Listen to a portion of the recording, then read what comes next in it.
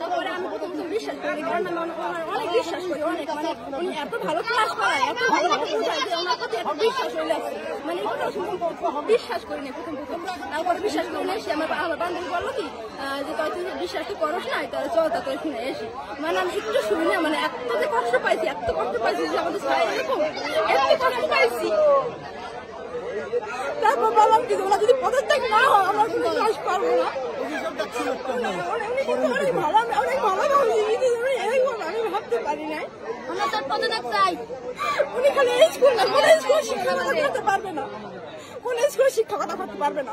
উনি তাই স্কুলে একটা মেয়ের স্বীকার করছে, এখন তো অন্য স্কুলে স্বীকার করবে না, এটা কিন্তু বলা যায় না, ঠিক আছে, কোনো বলা যাবে না।